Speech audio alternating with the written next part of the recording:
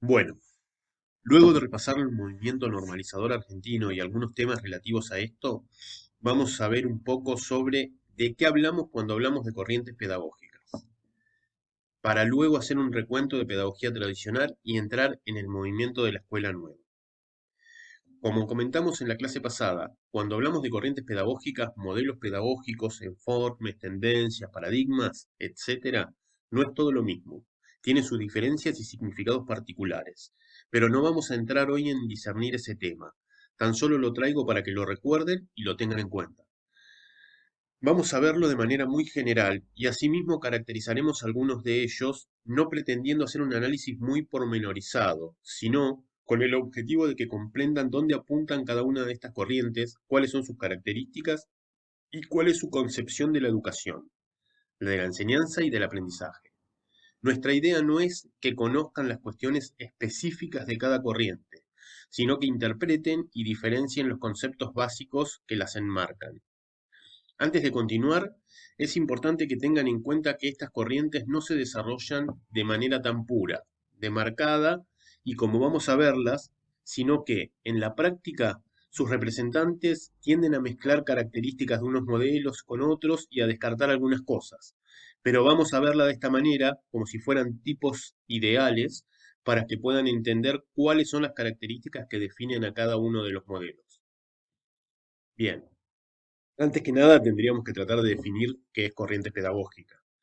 Eh, por lo cual, veamos de nuevo una breve referencia que María Cristina Davini nos acerca y que puede servirnos para entender a dónde apuntamos. Entendemos por tradiciones en la formación de los docentes a configuraciones de pensamiento y de acción que, construidas históricamente, se mantienen a lo largo del tiempo en cuanto están institucionalizadas, incorporadas a las prácticas y a la conciencia de los sujetos.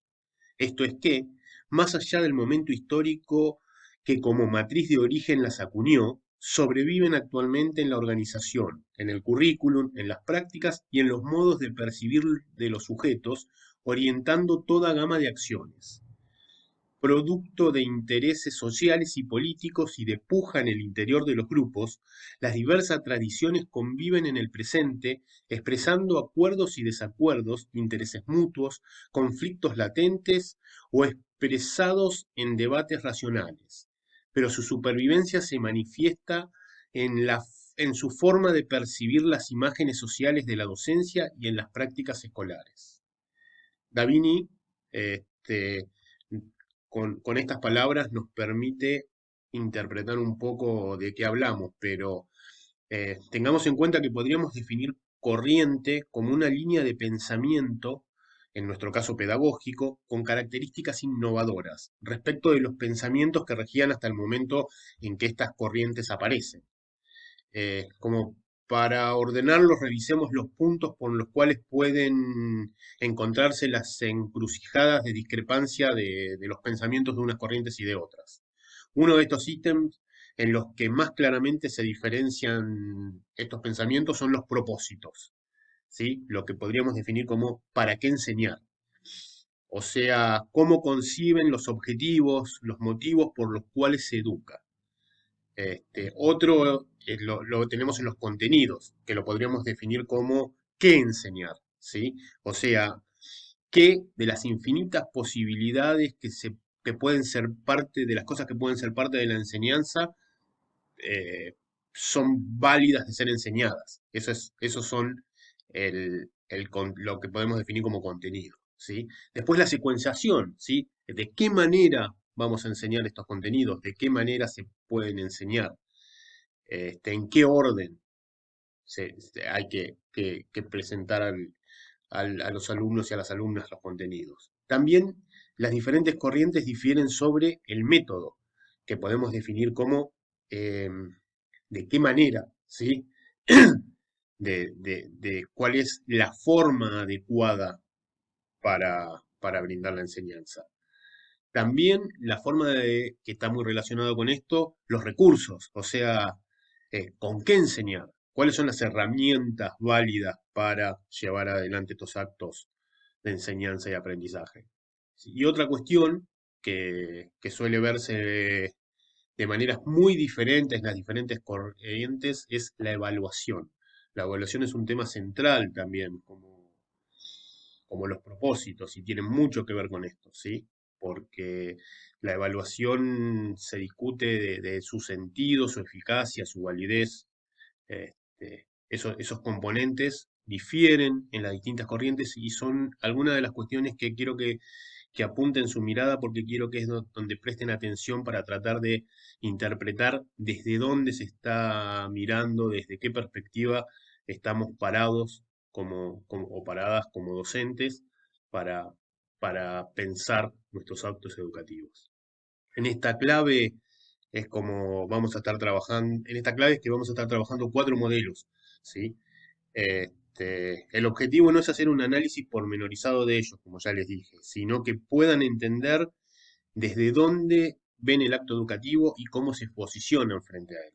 Como ya dijimos, vamos a iniciar con el modelo pedagógico tradicional, que es el que solemos estar más acostumbrados y acostumbradas y que nos va a servir de parámetro para observar el resto de los modelos, ¿sí? Y como para entender algunas de las características, teniendo en cuenta lo que comentamos hasta acá, vamos a ver un video que habla de esas características del modelo pedagógico tradicional. Pero lo que le voy a pedir es que no se pierdan ni en las críticas ni en los halagos, no hagan un juicio de valor sobre el modelo, sino que estén atentos y atentas a cómo desde este modelo se concibe el acto educativo y de qué manera conciben, por ejemplo, los componentes de los que estuvimos hablando, los propósitos, contenidos, secuencia, métodos, recursos, evaluación. Traten de ir captando desde el video de qué manera particular este modelo se está posicionando con respecto a todas esas cuestiones. Vamos con el video.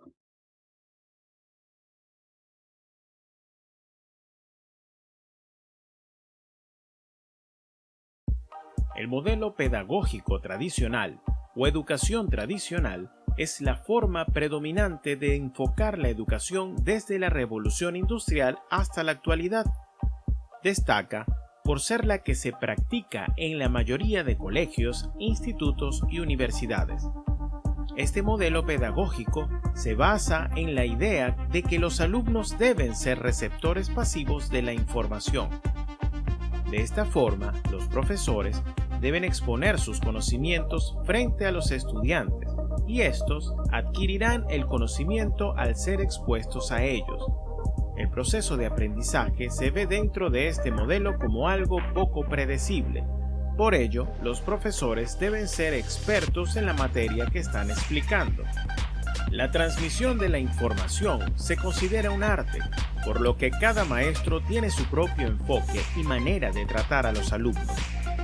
Una de las razones del éxito del modelo tradicional de la educación es que es una forma de educar muy sencilla de implementar, por esto se ha expandido tanto. Cuando un profesor puede enseñar a una gran cantidad de alumnos al mismo tiempo, es más fácil estandarizar los conocimientos que adquieren en el sistema educativo formal. Características de la pedagogía tradicional. El modelo pedagógico tradicional también es conocido como modelo de transmisión o modelo de transmisión-recepción. Esto es así porque dentro de este enfoque la educación se entiende como la transmisión directa de conocimientos por parte del profesor. Aún así, el alumno es el foco de este método de enseñanza. Veamos a continuación sus características. Relación entre el maestro y los alumnos. En el modelo pedagógico tradicional, el maestro debe ser un experto en su campo para que los alumnos tengan mayores posibilidades de comprender y memorizar el conocimiento. Además, el profesor tiene que ser un experto transmitiendo la información, algo que en este modelo se considera prácticamente un arte. Papel del profesor maestro. El papel del profesor en el modelo tradicional es poner sus conocimientos y experiencias al servicio de sus estudiantes, de forma que puedan llegar a comprenderlos de la mejor manera. La principal vía en la que el profesor se comunica con sus alumnos es mediante el habla. Aunque en entornos modernos, los maestros pueden apoyar sus presentaciones en material audiovisual como imágenes o diapositivas, el grueso de la información es transmitido oralmente. Por eso, este modelo no es del todo eficaz para personas que aprenden mejor mediante sentidos distintos al oído. Sin embargo, tiene la ventaja de que un solo profesor es capaz de transmitir sus conocimientos a un número muy alto de estudiantes. Importancia de la memoria en el aprendizaje. Al contrario que en otros modelos educativos más modernos, el principal método que se espera que los alumnos utilicen para aprender es la memoria. Los profesores se encargan de transmitir los llamados datos puros, conceptos e ideas que no están relacionados entre sí en su mayor parte, y que los alumnos deben memorizar a base de repetición. Su única misión es transmitir la información de la mejor manera posible, al contrario que en otros modelos educativos, en los que tienen que guiar a los alumnos a que creen su propio conocimiento. Esfuerzo como la técnica principal para adquirir conocimiento. En el modelo tradicional, se espera de los alumnos que, tras recibir el conocimiento por parte del profesor, lo memoricen mediante la repetición y el estudio hasta que sean capaces de recordarlo sin problemas. Por ello, este modelo realza mucho la importancia de la autodisciplina, es decir, la capacidad de llevar a cabo una tarea poco placentera para conseguir un resultado deseado en el futuro. Exámenes como modelo de evaluación. Para comprobar si los estudiantes han llevado a cabo el esfuerzo requerido para memorizar los conocimientos, en la mayoría de las instituciones que utilizan este sistema, se realizan exámenes y otros tipos de pruebas. En teoría, esto permitirá al profesor ayudar a los alumnos que no hayan conseguido aprender de forma más personalizada. Sin embargo, en la mayoría de las ocasiones, este tipo de pruebas de conocimiento no consiguen el efecto deseado. Para muchos alumnos, se convierten en verdaderas fuentes de estrés, y los que no consiguen buenos resultados suelen quedarse estancados y sentirse peor consigo mismos a largo plazo. Ventajas y desventajas del modelo tradicional. Ventajas. Permite a un profesor instruir a muchos alumnos al mismo tiempo, ahorrando de esta forma en recursos educativos. Enseña a los alumnos el valor del esfuerzo personal, ya que la mayor parte del aprendizaje deben hacerla por su cuenta. Es el método más efectivo para transmitir datos puros como fechas o leyes. Es la forma de enseñanza a la que está acostumbrada la mayoría de la gente, por lo que no requiere un proceso de adaptación para empezar a aprender. Los profesores tan solo deben ser expertos en su materia y no en procesos de aprendizaje, lo que les facilita el trabajo. Los alumnos desarrollan la memoria durante el proceso de aprendizaje. Desventajas. Es una forma muy poco eficaz de adquirir conocimiento, por lo que requiere un esfuerzo por parte de los alumnos mucho mayor de lo normal. Genera mucha frustración en gran parte de los alumnos. Esta forma de aprender no está muy relacionada con las habilidades necesarias para triunfar en el mundo real. Se dejan de lado aspectos fundamentales del aprendizaje como la curiosidad, la innovación o la exploración. Se fomenta la competición entre los alumnos y se pone el foco en la validación externa mediante exámenes y notas numéricas. Está comprobado que esto tiene un efecto muy negativo en la autoestima de los estudiantes. La mayoría de los conocimientos adquiridos durante el proceso educativo son olvidados en muy poco tiempo por los alumnos. Los alumnos deben tan solo memorizar los conocimientos que les son transmitidos, por lo que la creatividad queda totalmente excluida del proceso. Debido a que la memoria humana no está especialmente bien preparada para memorizar datos puros, este tipo de aprendizaje puede ser muy complicado para algunos alumnos.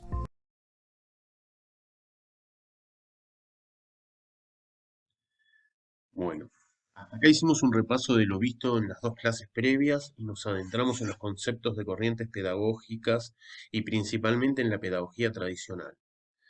Antes de continuar, y como para dar un cierre a la segunda parte de la clase, la que como les comenté está pensada en tres secciones, les voy a presentar la bibliografía que acompaña las dos clases. Como bibliografía obligatoria tienen dos textos.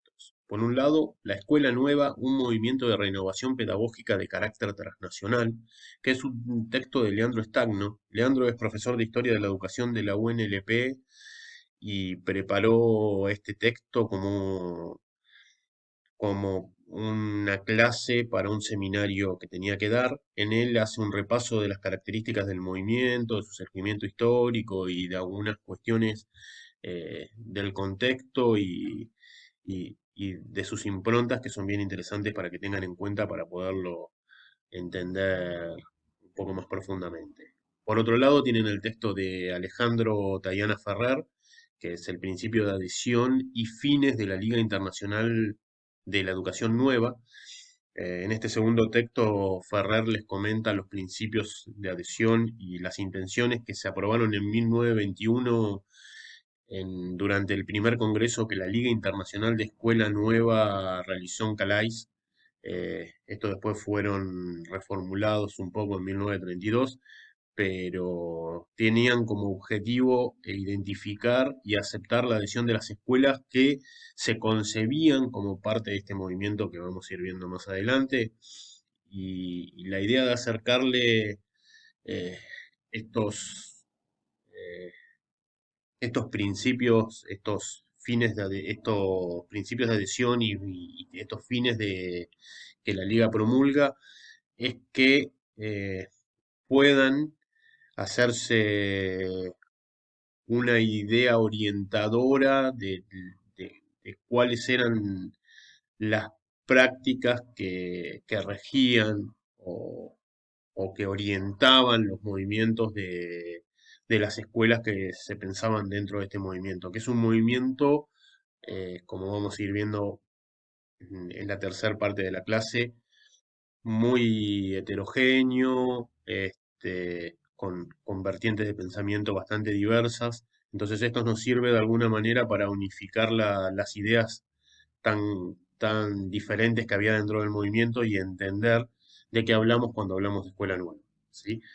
Paralelamente a estos textos tienen la bibliografía complementaria, como bibliografía complementaria, El aula en la edad de merecer, la táctica escolar del siglo XX de Dussel y Caruso. Es el que ustedes ya tienen en su vida al Classroom, que les comenté al principio también de esta clase, lo tenían como bibliografía complementaria de normalismo, porque los autores en este capítulo tocan los dos temas, y si bien este es un texto de bibliografía complementaria, no es obligatoria, se los recomiendo expresamente que intenten leerlo o al menos repasarlo porque al tocar los dos temas y al tocarlo tan claramente les va a permitir unificar los conceptos y articularlos y está bueno que lo tengan en cuenta y que lo puedan leer. Bien, vamos a seguir con la tercera parte de la clase y a adentrarnos un poco en Escuela Nueva.